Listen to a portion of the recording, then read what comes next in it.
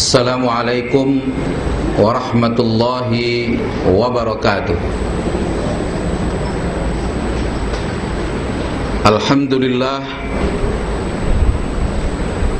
Alhamdulillahilladzi an'ama alaina bi ni'matil iman wal islam.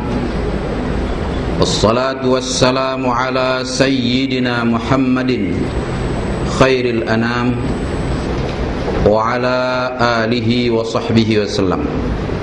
Amma ba'du. Faya ibadallah, ittaqullaha haqqa tuqatih wa la tamutunna illa wa antum muslimun. Bismillahirrahmanirrahim. Ya ayyuhan nasu ittaqu rabbakum, inna zalzalatas sa'ati syai'un 'azim. Yauma tarawnaha tadhhalu kullu murdi'atin amma arda'at wa tad'u kullu dhati hamlin hamlaha wa taran nasa sukara wa ma hum bisukara walakin 'adzaballahi syadid. Shadaqallahul azim. Yang dihormati pimpinan majelis, pemimpin organisasi majelis pengajian ini, dan para pegawai pemerintah atau kerajaan, pimpinan masjid surau, dan semua hadirin hadirat yang dirahmati Allah subhanahu wa ta'ala. Saya mengucap syukur kehadirat Allah subhanahu wa ta'ala dan mengajak semua para jamaah untuk senantiasa bersyukur kepada Allah subhanahu wa ta'ala, kerana Allah berjanji untuk menambah nikmat kalau kita bersyukur. Dan kalau kita kufur, hukum Allah sangat berat, yaitu mencabut kenikmatan. Sedangkan kita sangat takut kalau nikmat hilang.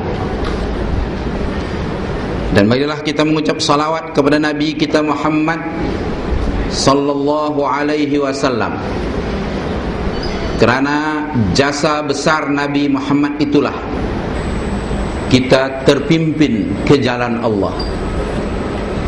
Tanpa petunjuk, tanpa bimbingan dari Nabi kita Muhammad sallallahu alaihi wasallam, tidak mungkin kita menganut agama Islam yang hanya inilah satu-satunya agama yang diakui Allah. Inna ad-dina 'indallahil Islam. Para jamaah, para hadirin hadirat yang dirahmati Allah subhanahu wa ta'ala,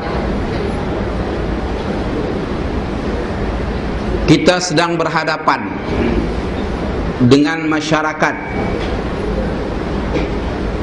dan diri kita sendiri yang banyak masalah-masalah yang tak terselesaikan.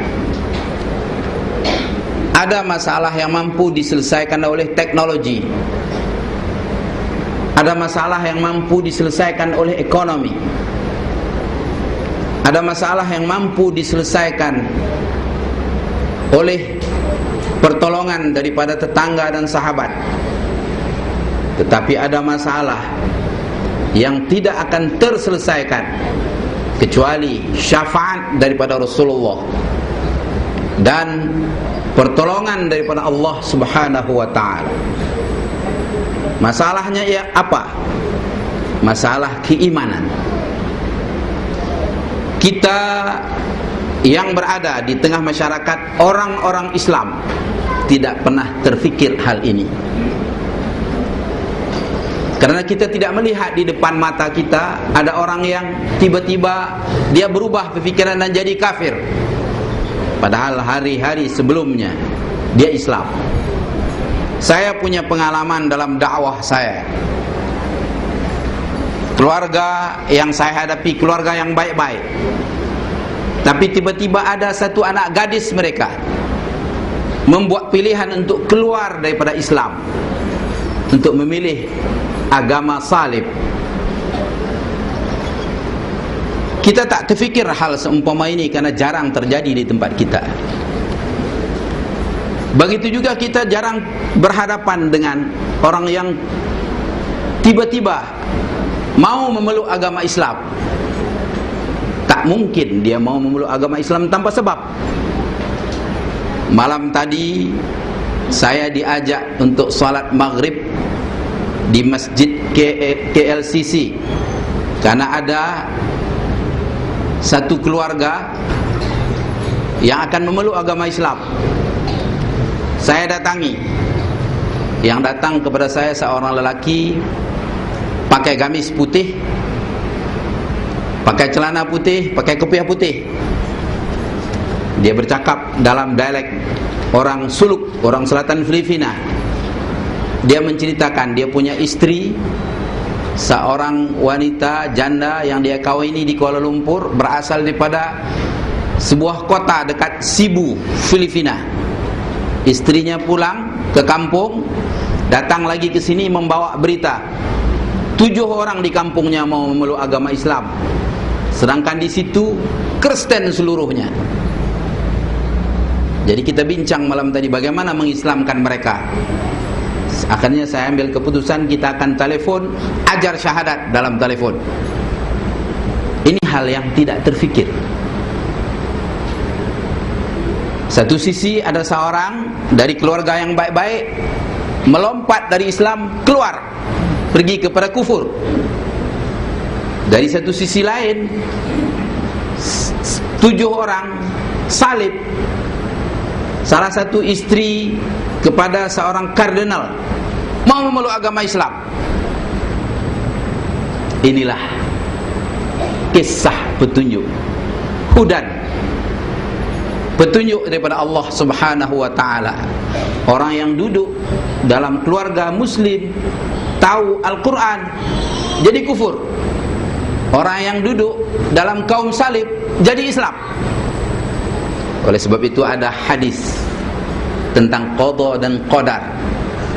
Ada orang yang dilahirkan mukmin, amal dengan amal saleh hingga dia dengan surga seperti sejengkal saja lagi, tapi sudah termaktub di Lauh Mahfuz dia akan mati kafir, akhirnya kafir dia. Ada orang yang beramal dengan amal toleh, durhaka kepada Allah Subhanahu wa taala, mungkin kufur sepanjang hidup, tapi nun di sana di kitab Allah di Lauh Mahfuz mengatakan dia akan mati beriman. Di saat dia sudah tua renta, dia cari seseorang untuk meninggalkan agama lamanya, berpindah kepada agama Islam. Beberapa hari kemudian dia mati Islam, dia dosanya hapus semua, dia diterima seperti bayi yang baru dilahirkan. Ini adalah merupakan hadiah dari Allah. Hadirin hadirat yang dirahmati Allah Subhanahu wa taala, kita hadapi sekarang masalah yang tak terselesaikan. Di antara masalah yang tak terselesaikan ialah persoalan kegelisahan jiwa, kecemasan dalam hidup, problem dalam rumah tangga, krisis suami istri, perang mulut antara tetangga terjadi di mana-mana. Suami pulang bawa berita dia dibuang kerja, anak pulang bawa berita dia dihamilkan orang. Semua ini adalah merupakan beban-beban yang berlungguk di dalam kepala kita.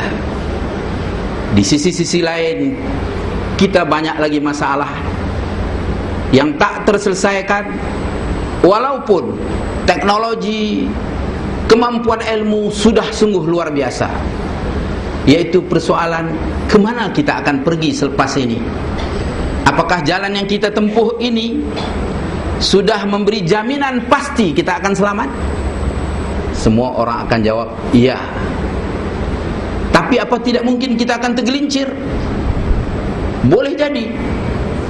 Seperti yang saya sebut tadi, anak dilahirkan di tengah keluarga beragama, tahu Quran, tiba-tiba dia memilih untuk keluar daripada Islam.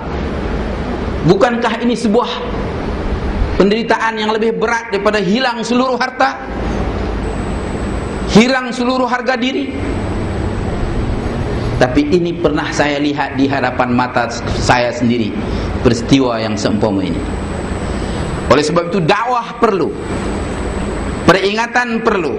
Fadzakir inna dzikra tanfa'ul mu'minin.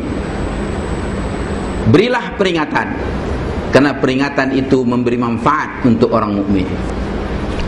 Jadi majlis kita ini majlis tazkirah, majlis memberi peringatan, supaya kita insaf, kita sadar, kita punya kesadaran untuk bertindak membenting iman kita jangan sampai roboh, dan memperkukuhkan benteng keimanan yang kita miliki jangan sampai tumbang kecundang. Para jamaah, negara kita ini baru hanya beberapa ratus tahun Islam berkembang. Ada sebuah negara di Eropah yang Islam bertahan di sana lebih 700 tahun. Sebahagian tempat daripadanya 800 tahun. Namun roboh karena benteng keimanan tidak dapat dipertahankan. Kita semua tahu apa yang namanya Spanyol, Aspania kalau kata orang Arab. Di sana itu masih ada masjid Cordoba kata orang Barat. Kita masih baca kitab yang ditulis oleh ulama sana, Ibnu Hazmi misalnya, itu orang Spanyol. Kitab bahasa Arab Alfiah Ibnu Malik, itu orang Spanyol. Banyak kitab-kitab besar Islam yang ditulis oleh orang Spanyol. Tapi Spanyol negara apa sekarang? Negara ini, negara salib. Masjid tidak ada di sana.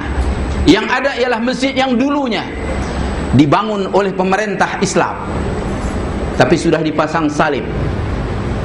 Umat Islam kalah, tumpas, diusir keluar, dihalau. Kalau masih pertahan kalimah la ilaha illallah, dibunuh.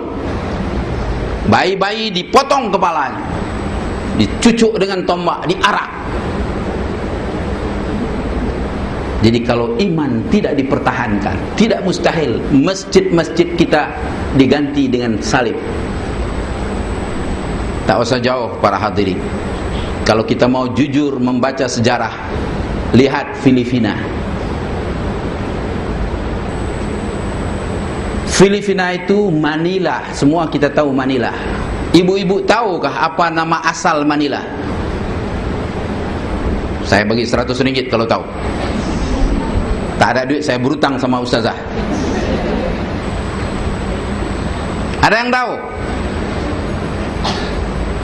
Kalau tak tahu saya kasih tahu. Asal nama Manila itu fi amanillah. Bergema suaranya. Fi amanillah, dalam keamanan Allah, dalam perlindungan Allah. Tulis bu, tulis.